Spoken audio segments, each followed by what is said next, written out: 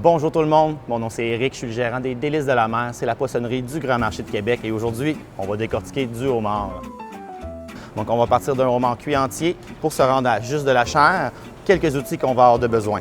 D'abord, on va avoir un casse-noisette, une petite fourchette de table toute simple, on va avoir une fourchette à crustacés. Si on n'a pas la fourchette à crustacés, on peut substituer simplement avec des baguettes. Donc, une question qui me revient souvent, mâle ou femelle? Très simple, on lève la queue. La dernière paire de petites pattes ici, si elles sont minces et molles, c'est une femelle. Si elles sont grosses et dures, c'est un mâle. Donc d'abord, on sépare le homard en les 4 parties principales. On va avoir bien sûr les pinces, la queue, les pattes et la partie qui est tellement négligée souvent, c'est le corps. On commence avec la queue, la partie la plus simple. On voit ici la nageoire en arrière, on la retire. Ça nous fait une petite ouverture au bout de la queue et c'est là que la fourchette de table devient utile. On insère la fourchette simplement et on pousse.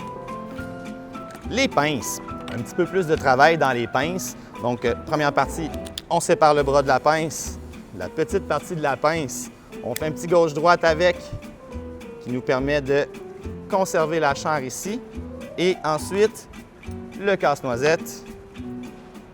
On ne veut pas y aller trop fort, juste assez pour casser la carapace, mais pas pour briser la chair. Et voilà, on peut le terminer avec les mains. Et voilà la chair de pince. Ensuite, les bras, on sectionne bien sûr les jointures. Et c'est là que la petite fourchette à crustacés devient utile, ou bien sûr les baguettes. On vient juste pousser la chair en dehors. Et voilà. Et ensuite, les pattes. Bien, les pattes, il n'y a pas grand-chose à faire. On casse comme si c'était une paille.